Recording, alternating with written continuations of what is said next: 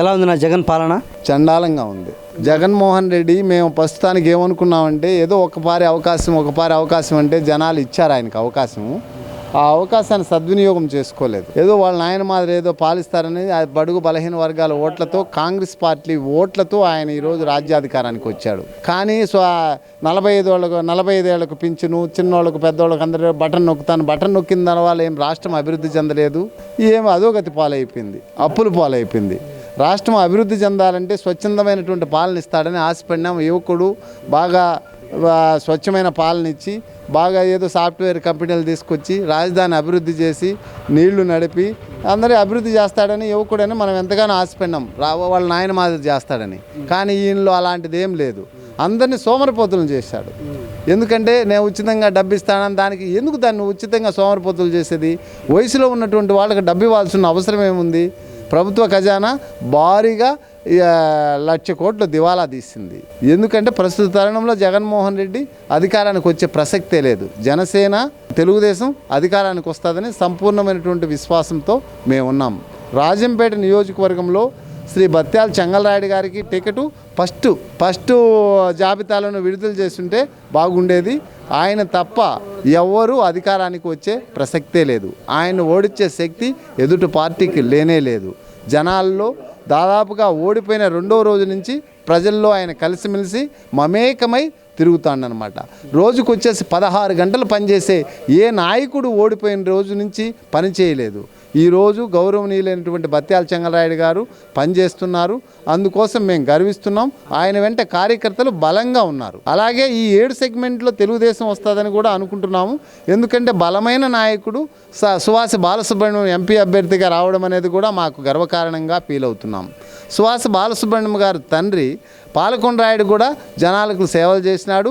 ఈ నియోజకవర్గంలో MP constitution పరిధిలో కూడా సువాసి బాలసుబ్రహ్మణ్యం కూడా అఖండ మెజార్టీ సాధిస్తాడని, ఆయన విజయానికి మేమందరం కృషి చేస్తామని పూర్తిగా విశ్వసిస్తున్నాం. అన్నా, ఇప్పుడు మీ నియోజకవర్గంలో, రాజంపేట నియోజకవర్గంలో వైసీపీ ఎమ్మెల్యే ప్రజల్లోకి పోయి ప్రజల సమస్యలు అడిగి తెలుసుకుంటున్నాడా?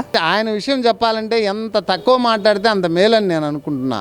ఆయన గెలిచిన రోజు నుంచి ఈ రోజుకి ఈ వరకు డ్యామ్ దిగిపోయినటువంటి వాళ్ళను ఎప్పుడు కూడా చూసింది కానీ దాఖలాలు లేవు. ఒక రాత్రి డ్యామ్ దిగిపోతే ఎంతమంది చనిపోయినారు అనేది కూడా ఆయనకి లెక్కలేదు. మనిషి ప్రాణాల మీదే విలువ లేదు. ఈరోజు డ్యామ్ దిగిపోయి ఎన్ని రోజులైనా కూడా వాళ్ళకి పునరావాస కేంద్రాలు ఏర్పాటు చేసిన రోజు నుంచి ఈ రోజుకి వాళ్ళ సావులు వాళ్ళు సస్తాన్రు. ఈ ఎమ్మెల్యే ఇంతవరకు కనపడలేదు. ఈ 10 ఏళ్లలో ఆయన చేసినటువంటి మేలేదో అందరికీ తెలుసు. ఆయన చేసిన మేలు ఇక చాలు. రాజంపేటలో తెలుగుదేశం టికెట్ కోసం చాలామంది ట్రై చేసుకుంటారు. కానీ దాంట్లో ఏమాత్రం తప్పు లేదు. వాళ్ళు అనతి కాలంలో, తక్కువ కాలంలో వచ్చి మాకు టికెట్ కావాలని కోరుకోవడం అనేదే తప్పు. కానీ వాళ్ళు ఆశించడంలో ఏమాత్రం తప్పు లేదు.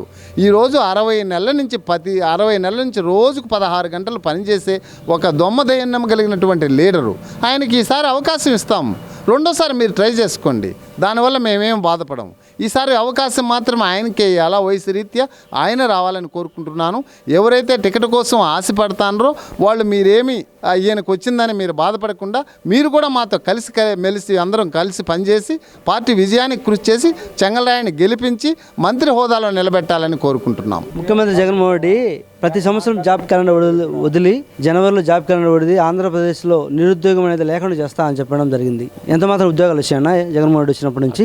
జాబ్ హోల్డర్స్కి ఎంతమందికి జాబ్ క్యాలెండర్ వదిలాడో తెలియదు కానీ అతని పార్టీ కార్యకర్తలకి, అతని పార్టీ ఎమ్మెల్యేలకు, ఎంపీలకి ఏదన్నా ఆస్తి ఉందంటే, ఇసుకున్నా, ల్యాండ్ ఉన్నా వాళ్ళకి మాత్రం జాబ్ క్యాలెండర్ వదులుతాడు. ఆడికి పోండి, పలానా ల్యాండ్ ఉన్నది, అది కబ్జా చేయండి, లేదా పలానా చోటుకి వెళ్ళండి, మనకు రిషికొండలు లాంటి కొండలు ఉన్నాయి, తొగిపాటు తెంగండి, ఇలాంటి వాటికి అయితే జాబ్ క్యాలెండర్ బాగా వదులుతాడు. ఎవరికి వచ్చాయన్నా 5 ఏళ్ళలో జాబ్ ఎప్పుడు వదిలేను క్యాలెండర్? ఎంతమంది సంవత్సరానికి బయటకు వస్తున్నారు తెలుసా మీకు? బీటెక్ స్టూడెంట్స్ ఎంతమంది వస్తున్నారు, బీఎస్సీ స్టూడెంట్స్ ఎంతమంది వస్తున్నారు, బయటకు వెళ్ళే వాళ్ళు ఎంతమంది ఉంటున్నారు, వాళ్ళు జాబ్ లేక ఎలాంటి అవస్థలు పడుతున్నారు తెలుసా మీకు? మీరు ఊరికే జాబ్ క్యాలెండర్ అప్పుడు ముద్దులు పెడితే చెప్పుకుంటా పోయారు. ఒకసారి నా వదిలినారా? ప్రజల్లోకి చెప్పగలుగుతారా వదిలినామని? ధైర్యం ఉందా? పోవాలి కదా. ఇంక వాళ్ళకి బతుకు తెరువు కావాలంటే ఏం చేస్తారు? ఈ జాబ్ లేనప్పుడు ఏం చేస్తారు? పక్క రాష్ట్రం పోవాలి కదా. వాళ్ళు బతకాలి కదా. నమ్ముకుంటే కుదరదు కదా. అటుంది పరిస్థితి. అదే బాబు ఉన్నప్పుడు ఇప్పుడు అప్పుడు జాబులు ఇంత వరస్ట్గా అయితే లేదు కదా సిచ్యువేషన్, ఇంత వరస్ట్గా అయితే సిచ్యువేషన్ లేదు కదా. టీచర్స్కో వాళ్ళకి వీళ్ళకో కొంత ఏదైతే జరిగిందో, పూర్తిగా జరిగిందని చెప్పలేం కానీ జరిగింది కదా, డెవలప్మెంట్ అయితే జరిగింది కదా. కనీసం కొన్ని కంపెనీస్ తీసుకొని రావడం ప్రయత్నం అయితే చేసినాడు కదా అతను. నువ్వేం ప్రయత్నం చేసినావు? ఇప్పుడు జగన్మోహన్ రెడ్డి ఈ 5 సంవత్సరాల్లో మన రాష్ట్రానికి కంపెనీలు ఏమైనా తెచ్చాడా? చేసినాడు. అది ఉంది కదా గల్లా అరుణ్ కుమార్, తిరుపతిలో ఉండే కంపెనీ కూడా దెంగం పెట్టేట్టుగా చేసినాడు. ఇంకేం చేయాలా? ఏం తేవడం వాడు పోనిచ్చి ఉండేటివి ఉండాలి కదా, కానీ పోయినాయి కదా. ఇంకా అనంతపూర్లో అదేదో కియా ఎక్స్టెన్షన్ అది ఉంటే అది ఏదో డబ్బులు అది మనకు ఇంకెందుకు ఇవన్నీ మాట్లాడుకుంటా పోతే నేను చెప్పొచ్చు. ఇంకా జరిగేది లేదు, తెచ్చేది లేదు. అతను బటన్ నొక్కోవాలా, డబ్బులు ఏదో వాళ్ళకి వీళ్ళకి వేయాలా, నలుగురికి వేసుకోవాలా, పని గడుపుకోవాలా, లేదంటే కొన్ని పాటి ఓట్లను భయపెట్టి భయప్రాంతం చేసి మళ్ళీ ఎలక్షన్ చేయాలా. అది